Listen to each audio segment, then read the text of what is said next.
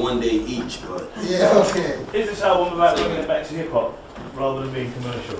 Definitely.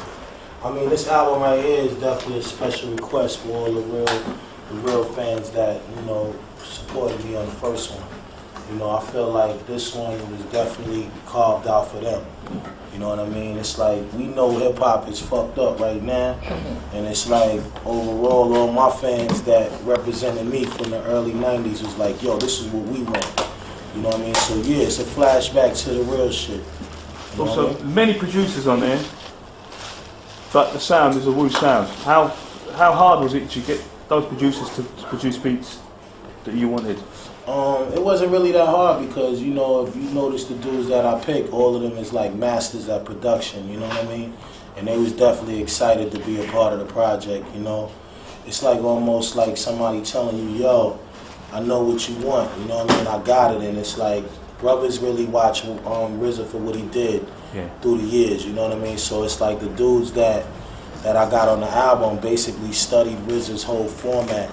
And you know, you got dudes that really love what Wu-Tang is about, and you know, they just came with the sound, you know what I mean? And it was like, it was up to me to really, you know, listen and make sure that it was where it needed to be. But these dudes hit the bullseye, like, you know, like when you hear that Dilla track, it's like you couldn't tell nobody that ain't RZA. But that's me knowing that, you know what I mean, I was able to get to the right dudes and they really cared about the project like that. And they made it their business to rap, you know? Previous albums have been like a movie. I mean, it's you know, from one play to the next play to the next section. This is formatted kind of the same way. Mm-hmm. How did you do that? Was it formula or?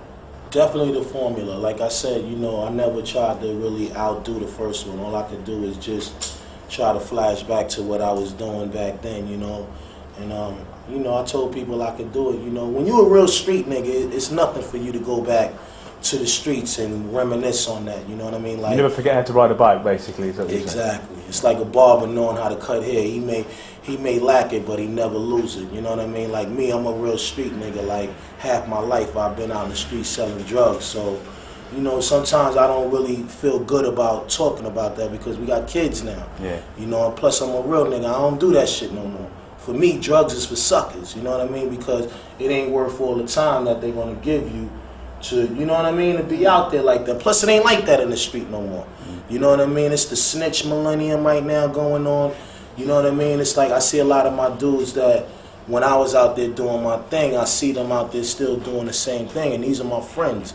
I'm gonna accept them regardless for who they are, but you know, I just feel like, yo, it's over with, man, let it go, you know what I mean? Go get a job.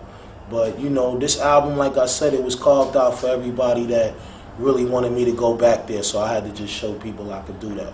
You know, the thing is, though, what I was saying, even like hearing you talking, things they need more rappers like yourself in the game now, talking like that. Yeah. Because all they're hearing is about how to make money quickly. Yeah, yeah. So, you know you how much money have I got? How much money have I got? Do you know what I'm saying? So, like, I think we need to see, even though you're saying you'll never go down the commercial route, but sometimes someone like yourself, Raekwon, needs to be on a commercial track. Because the young kids don't even know what's going on over here. Yeah. Where you're concerned. Yeah. All they see is the Soldier Boys and the Yeah. But you know, right now it's like hip hop is being taken away from us and given to the children right now.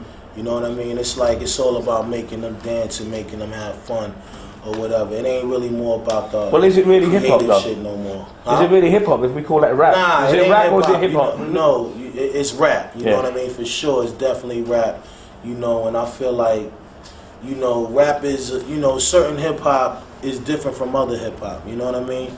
Like when we was coming up, you know, it was really hip hop because everybody was not doing the same thing. The beats was more, you know, it was more hip hop. It wasn't about catering to the radio or catering to what the programmers may need you to play on their thing.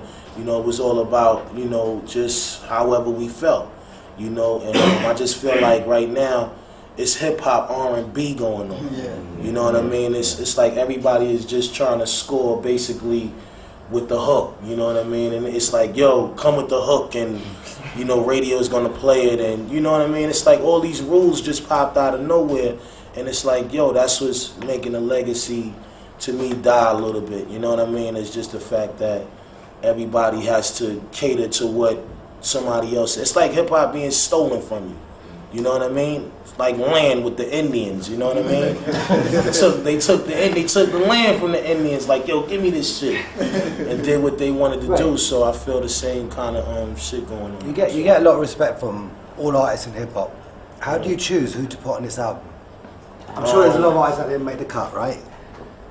How do you choose who to put on the album? I mean, you know, I look at the dudes that's compatible to me and that I really respect in the game for really that kind of division of rhyming. You know what I mean? Like I tell everybody, you know, you got lightweight and middleweight, then you got heavyweight.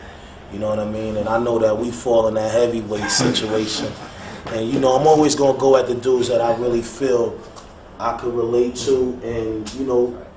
Is there any other collaborations that we can expect moving forward? On remixes or whatever? I mean, you know, whatever happens, you know what I mean? I'm more or less a dude that really respect the dudes that I came up with, you know what I mean? Nothing personal to the new cats, it's just that I think they don't really relate to me like that, and they're not gonna really work as hard as the dudes in my class is gonna work, you know what I mean?